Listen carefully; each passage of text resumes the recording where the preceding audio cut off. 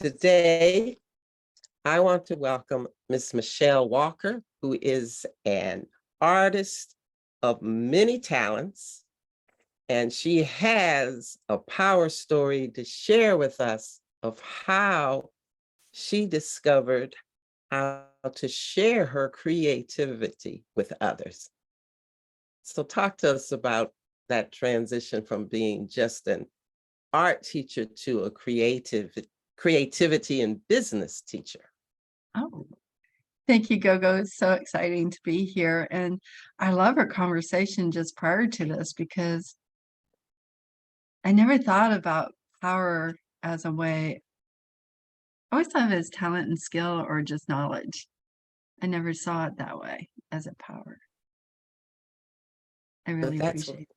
yes, I think that because that's how I got into looking at power and then looked into power stories, that I don't think most of us think of what we have as power. Power has always been put outside of us, but it's actually inside of everybody. We just have to find what our power story is. It's just like what I do with creativity.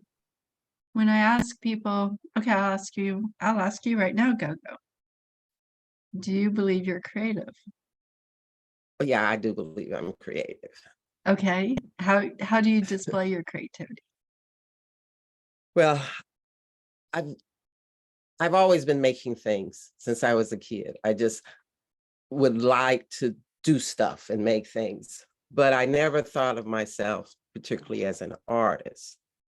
I Oh, just liked to make things. Yeah, I didn't think of myself as an artist. I still, don't think I can draw really well, but I liked making things and I liked dancing and I liked singing. And so I would do these things usually by myself. yeah. But I've always found that, and I write. So I'm always doing something like that. And even in my jobs, I try to be creative sometimes, not to the best result, but otherwise I would get bored. Oh, you just packed a lot in there. Okay. I think it's interesting because I'm an artist. I'm able to draw and paint and been in galleries and teach as an art professor, but I never saw myself as creative.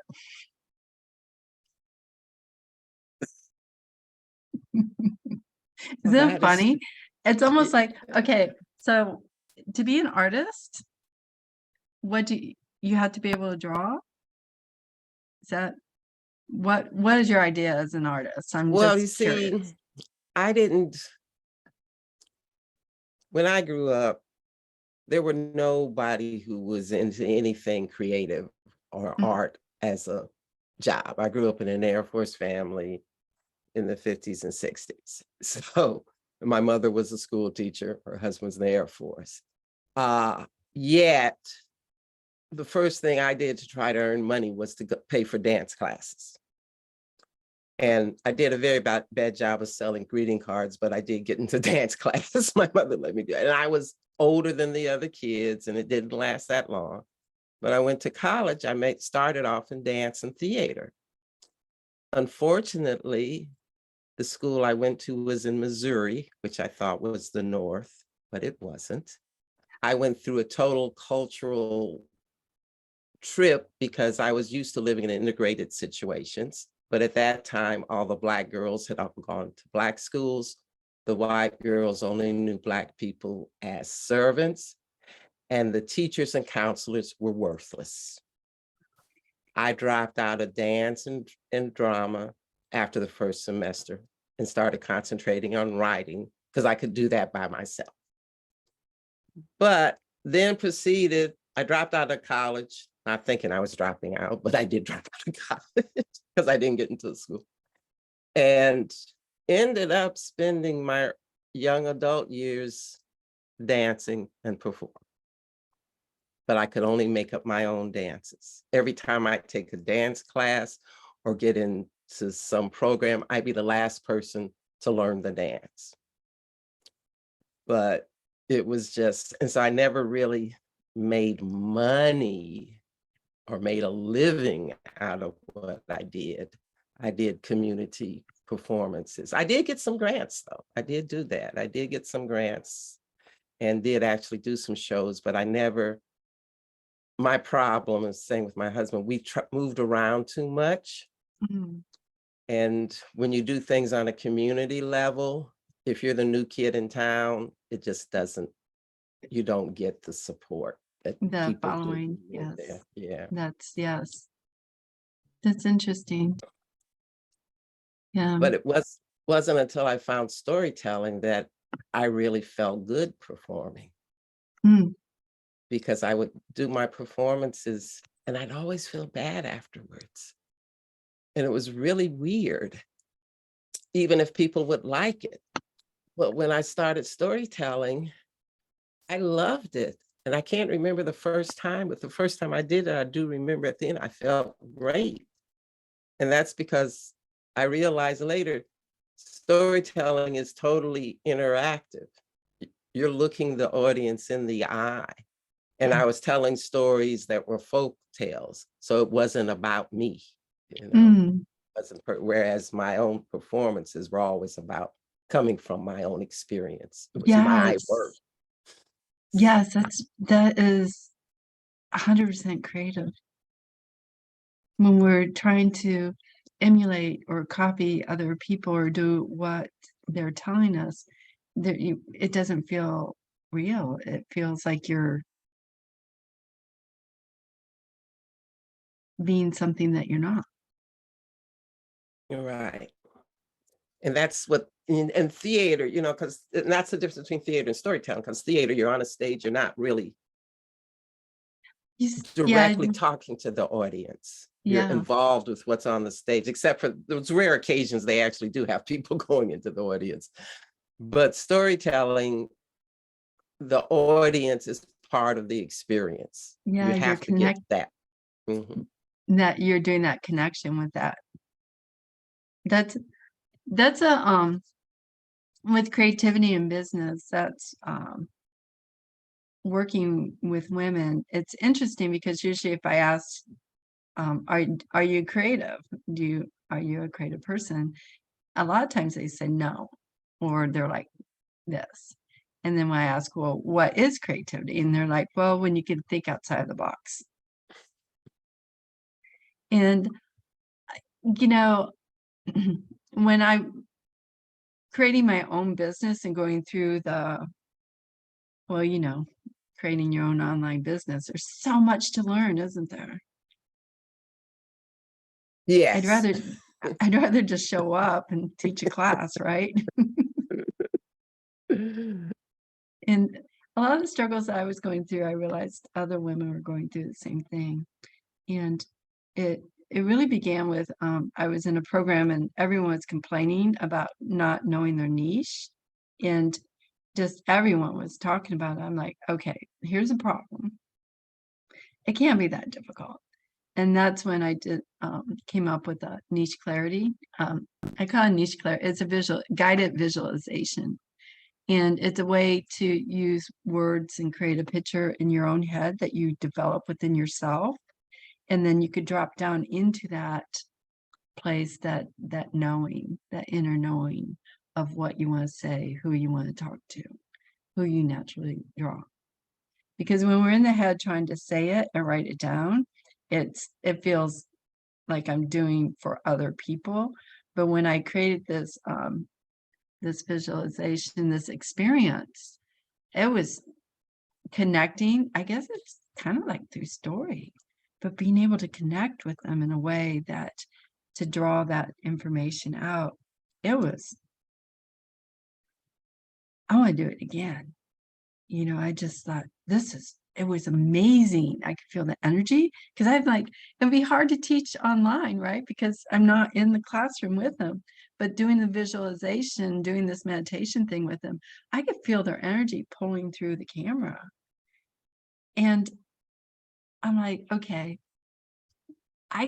this would be fun to start developing different ways to utilize art, drawing. Drawing's easy because piece of paper and pencil, and utilizing drawing as a tool to start going into your creative process to be able to find out what your creative thinking, the way you create, when you create, and honoring that space for as you're creating your business, you'll find where you're gifted at, what you work, when you work, how you work.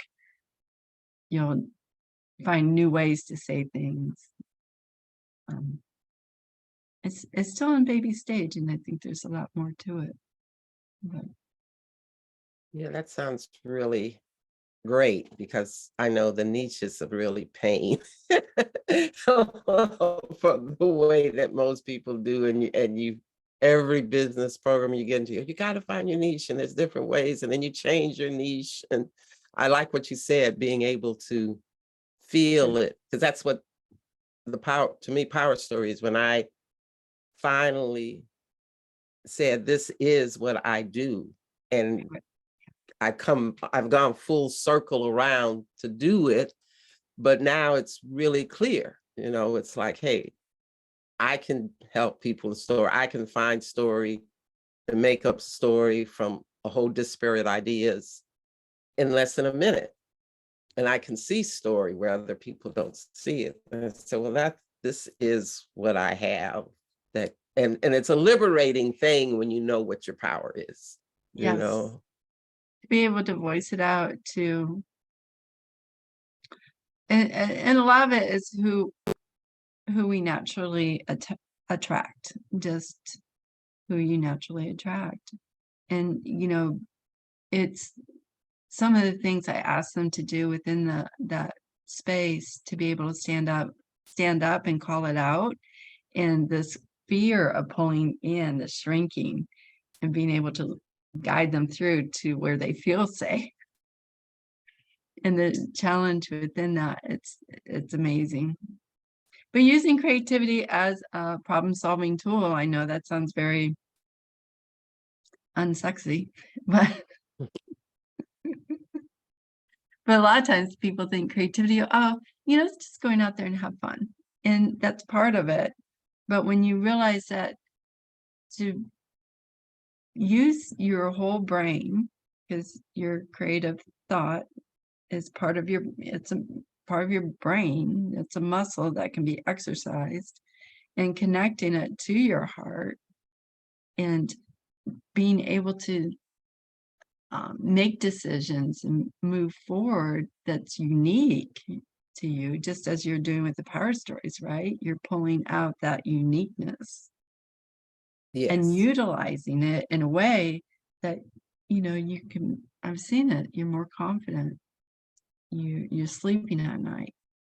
You're able to schedule out when you're going to work on something, or know when you stop.